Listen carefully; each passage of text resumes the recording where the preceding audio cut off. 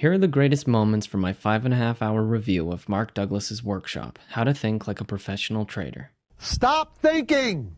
There's nothing to think about. Got that? Well, the reality is there isn't any reason you're going to be able to come up with that's going to assure you of anything.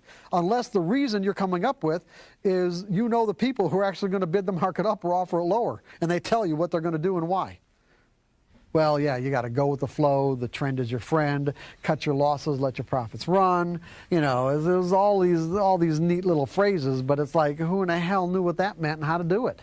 It is the primary skill that you will have to acquire to create consistency, to trade without fear.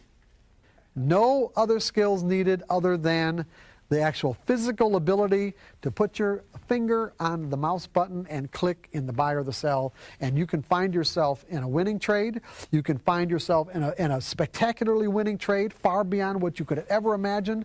So I'm saying that if you make up your mind to trade for a new reason, the reason is the acquisition of skills as opposed to the outcome or how much money you're making, you will acquire those skills, and then you'll find that the outcomes just take care of themselves. You're just building skills. If you get your mind out of the money, out of the outcome part, and focus on building the skills, once those skills are there, you're going to make all the money you want. The most successful traders love the process of trading, whereas a typical trader usually ignores the process because he's obsessively focused on the outcome. What I've been working with him, what I noticed is that he was able to stay focused really for not more than about an hour a day.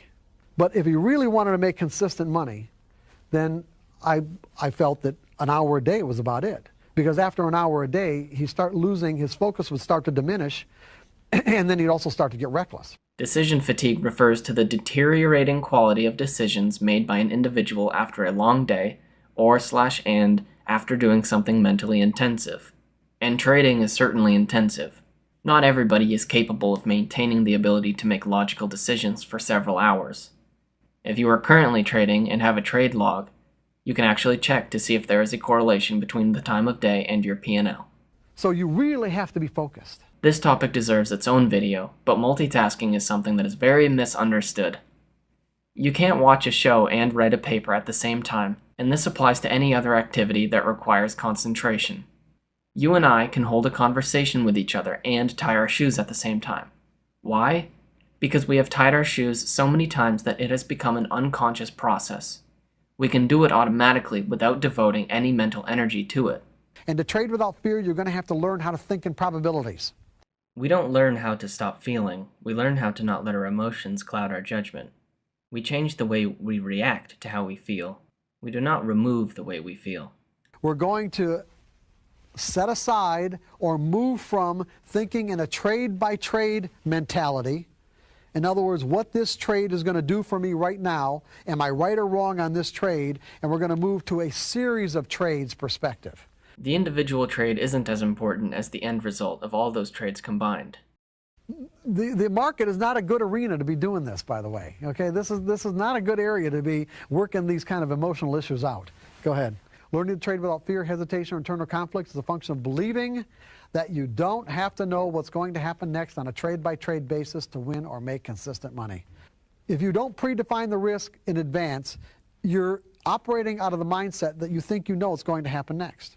We got a real problem here because our minds are naturally wired to associate.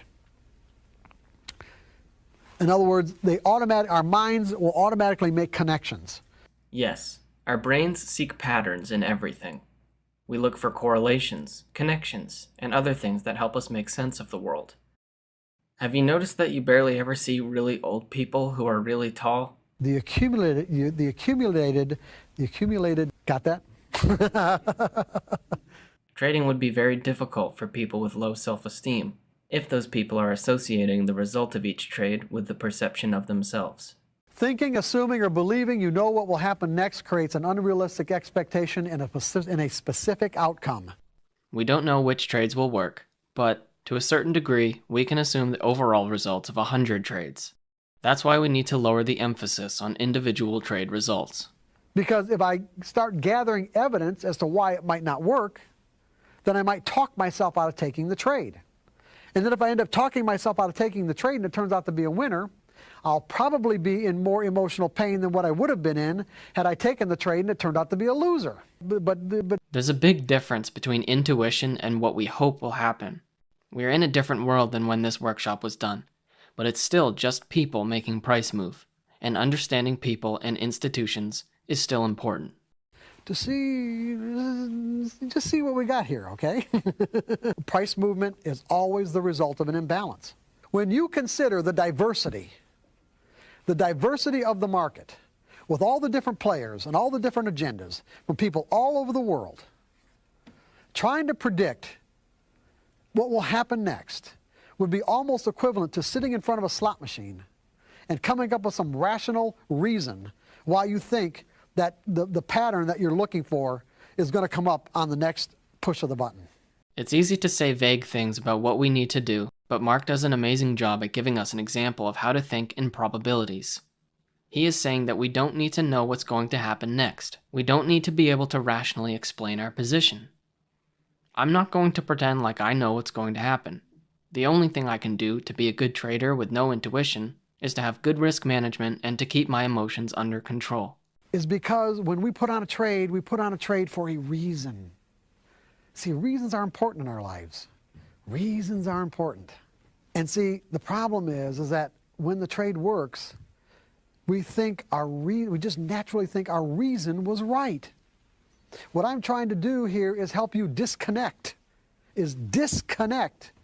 any reason that you put on a trade with the reason why it actually moved. Because like I said before, there's almost never a relationship.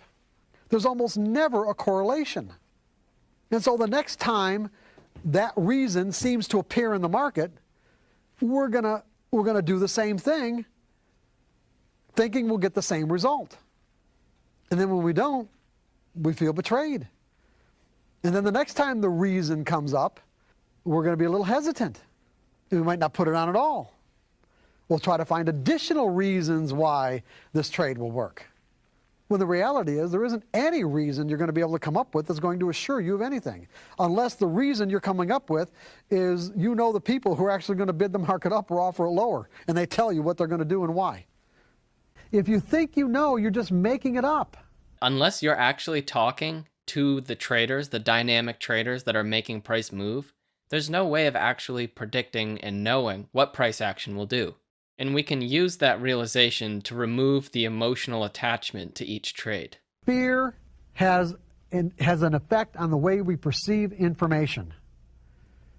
When we're in a state of mind of fear, we are perceiving information in a threatening way. The idea of fear affecting our interpretations is spot on. In the woods at night, you're on edge, and you hear a stick crack next to you. You might think, bear! Fear affects the way we think. Thinking affects our emotions. Emotions affect our behaviors. This is the cognitive triangle, which is all about how our thoughts, feelings, and behaviors all affect each other, can cause each other, and so on and so forth. You guys with me on this?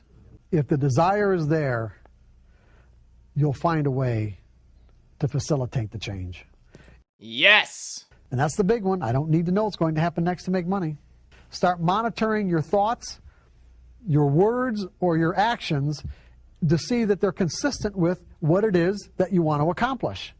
And then simply, purposefully refocus when you find out that you're saying, doing, or thinking something that's opposite or not consistent with what you desire. Math formulas or price patterns don't know the intentions, objectives, or reasons why the individual traders who are capable of moving prices behave the way they do. As a result, you will almost never know the real reason why any particular trade worked or not. What he just said is one of my personal biggest takeaways from this entire workshop. For me, it kind of removes some of the pressure. Our minds are literally wired to connect the two. Disconnect this now moment from what happened the last time. Because there is no connection. The reality is there's no connection. That's the truth. Those 5 fundamental truths are anything can happen. Is that true or not? Yes, Mr. Douglas. Every moment is unique. Is that true? Yes. Okay. An edge is nothing more than an indication of a higher probability of one thing happening over another. Okay. Yes. Is there a random distribution between wins and losses on any given set of variables that define an edge? Yes, absolutely. Do we need to know what's going to happen next to produce a consistent income? No. No. What most people don't realize is that trading without fear is actually a learned trading skill. Absolutely.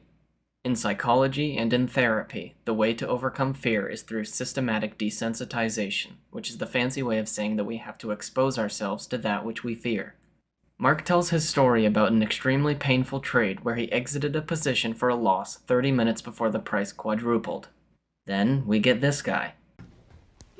You said you had 5 contracts? No, 2. Two. Just Why 2. don't you just take one off the table, let the other one run for another day? First of all, Jerry, you're assuming that I knew that this was going to happen. I love his response. I think that most traders have become more familiar with the common cognitive biases, so you don't really see people saying stuff like, "Why didn't you just blah blah blah?" Our brains make it seem like events in the past were easily predictable or preventable when they were not.